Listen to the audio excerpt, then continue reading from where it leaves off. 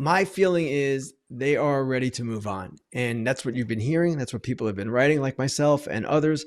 And it seems to me that I don't know that they ever really wanted Pete. It's the Inside Scoop with FT Senior Insider Ken Rosenthal, and it is a big Friday potentially. Ken, great to have you on. I want to get right to the Blue Jays as a whole because they seem to be kind of at the epicenter of what's going on here, including their Roki Sasaki pursuit. What did you think of them acquiring some extra international bonus money today?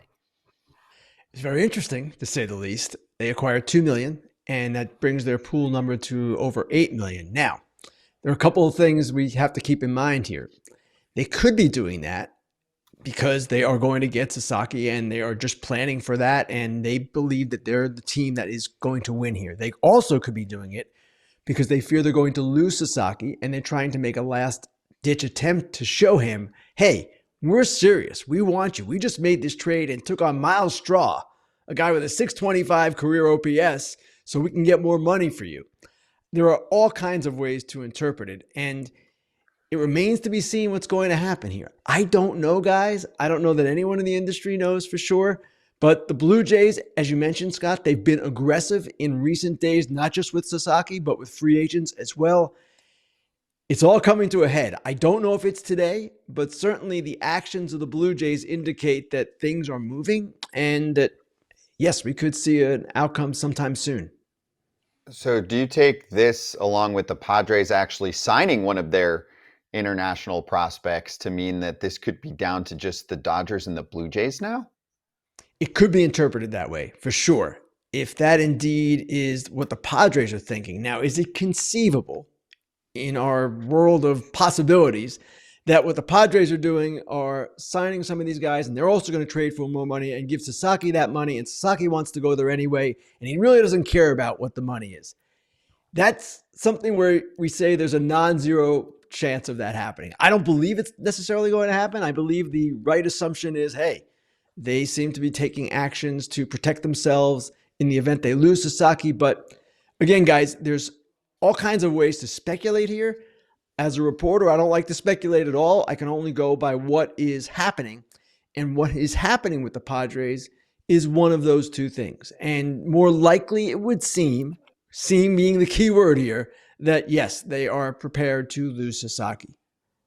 If Sasaki goes to the Dodgers, where everybody feels like he's had, his mind made up, and Joe Wolf's had his mind made up, what's the process? Is Major League Baseball doing their own investigation to investigate their own teams? Or do the Blue Jays or the Padres have to come up with damning evidence against the Dodgers for having made a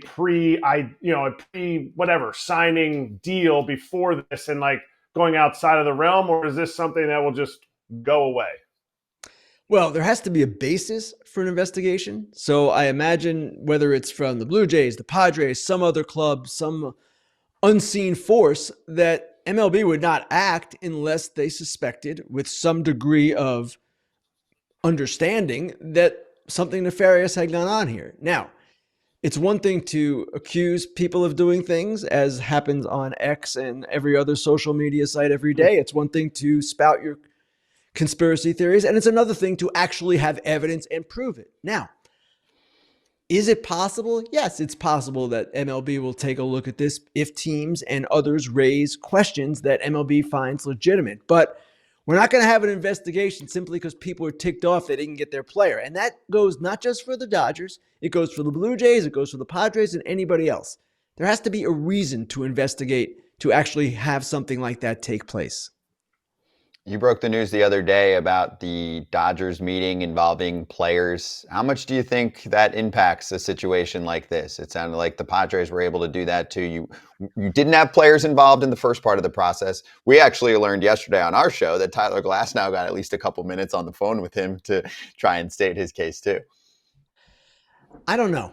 And one of the mysteries here, and it almost reminds me of Soto and even Ohtani, we don't know the player's true motives. We don't know the player's true desires. Now, Sasaki is different than those two guys. He's younger, for one thing. He's described as quiet and reserved and sensitive.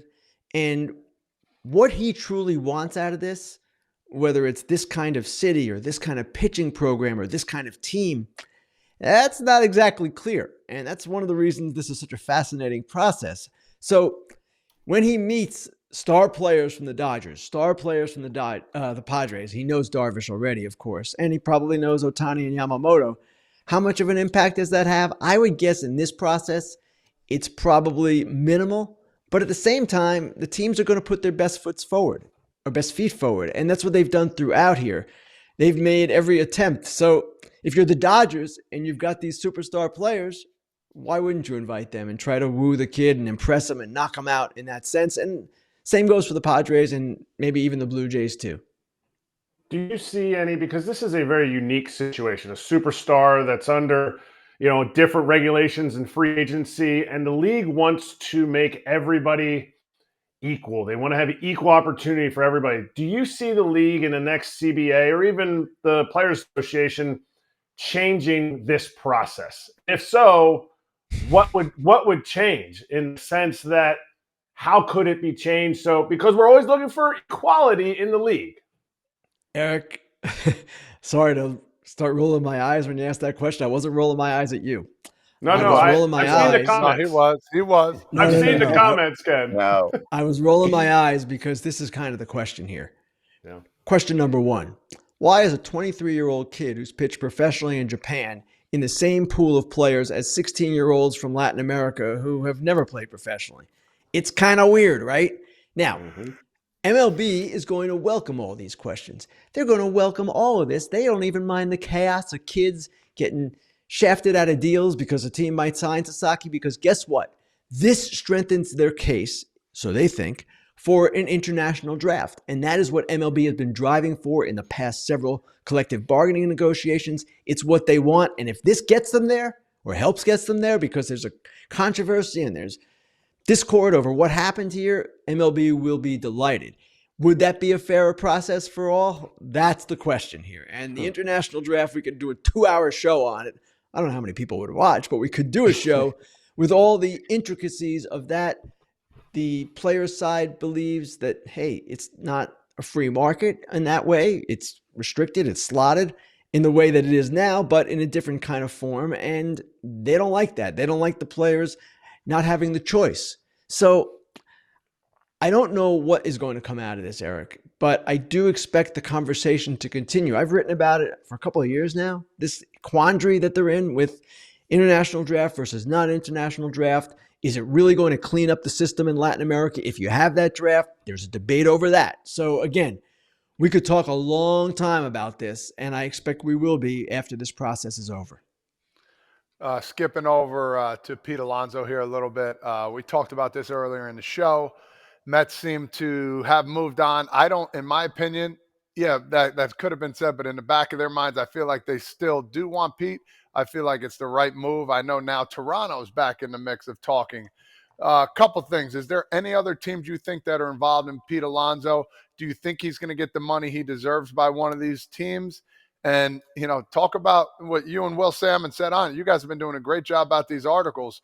Talk a little bit about this situation and where you see this directing towards. Todd, I'm not convinced the Mets want Pete. And the reason I say that is because of their offer. 3 years, 68 to 70 million, as Joel Sherman first reported in the New York Post. That's not an offer he was going to take, and they know that. So my feeling is they are ready to move on. And that's what you've been hearing. That's what people have been writing, like myself and others. And it seems to me that I don't know that they ever really wanted Pete, because if they did, they could have made an offer that would have obviously been more persuasive to him. Now, the Jays reported this yesterday, and they are in on Pete Alonso. And I've heard that there's one other team in, but I don't know who that team is. I know how people get crazy when we start talking about mystery teams, but the Blue Jays are not a mystery team on Alonso. And in addition, what we reported was if they sign Pete Alonso, they're not trading Vladimir Guerrero Jr., or at least that's not the intent. They're still negotiating or trying to negotiate with Guerrero, though they haven't talked to him in a while. Those talks will accelerate again before his self-imposed deadline when the first position player workout takes place. That's February 18th for the Jays. So the Jays have been trying for 2 years now to make their team as strong as possible. They're desperate to sign a big free agent. They struck out on Ohtani, Struck out on Soto. They're still trying. Struck out on Corbin Burns. Alonso would be an intriguing guy for them. Guerrero could play third. He wants to play third. You could DH both those guys. So there's a fit there. Whether it gets done or not, I don't know. But that is real. The other team, whoever that might be, I don't know. But I always caution people, teams come out of nowhere in free agency often. The Jays came out of nowhere on Sasaki. They came out of nowhere on Alonso. So would it shock me if a team was lurking on Alonso and ready to come out of nowhere? No, that would not shock me in the least. Oh, the Mariners are lurking. I love that. I know Ken didn't say it. I would love that they were I didn't lurking. say it, and they've not shown, Eric, they have not shown any indication that they are willing to spend that kind of money. Now, maybe if they made a trade or two, okay, but that's not where they are. Yeah, no, they're not doing that. Back to money, though, on the team. You talk about moving Vladdy to third base. This is his walk year. What kind of money is it possible? I think you wrote about it, about how Vladdy's possibly needs to be looking in the Soto range. Maybe a little less, but if he moves to third, you can't demean your value because now all of a sudden you're a brutal defensive player just because you moved a new position. It's interesting, Eric, that my immediate thought when I heard, move Vladdy to third was, whoa, he's not going to want to do that in his walk year. But Shai Davidi of Sportsnet wrote an article in last September, in which Guerrero basically said, I want to go there. That's my home, third base. And if you think about it, as long as he has the desire and proves he can play it at even a competent level, that only increases his value because that is a more valuable defensive position on the defensive spectrum. And it would kind of put him in a better place. Now, he's not getting Soto. He's not getting anywhere near Soto. But because of Soto, he is now going to look at things, I'm sure is looking at things a little differently. 765 is sitting out there. Vladimir Guerrero Jr. is scheduled to hit free agency at only 1 year older than Soto. And why did Soto get that money?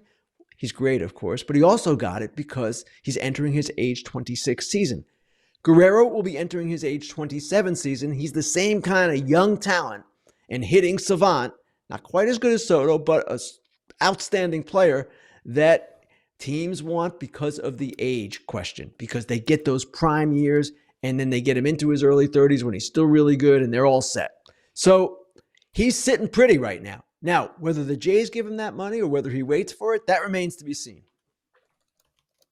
Okay, well, I cannot wait for Fair Territory on Monday. You might have a lot to break down. Otherwise, hey, there is still a lot of speculation here around a team like this. Just want to finish with this as we're a minute away from end of show. Ken, thanks for being part of show number 500 and for being what some call the adult in the room on Foul Territory at times. I don't know about that, but congratulations to you guys, man. 500, big number. It's a lot of shows. Eric's killing here. Yes. You're our biggest Eric's guest, man. 5 days a week. He is. That was great. Longest go. time. He's our biggest name. Come on, don't do that. Oh, I'm not please. AJ. I don't go there with Ken. Thank goodness. No, that's right. Yeah, this is Even though Ken eye rolled me.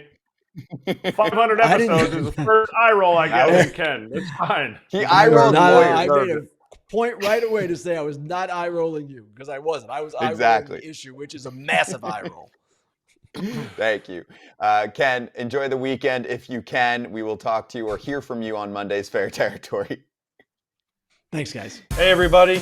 Be sure to like and subscribe for more content. We're back here every weekday, all year long, so do not miss an episode. The videos are coming in all day. Here's another video you might enjoy. Baseball the way it should be covered.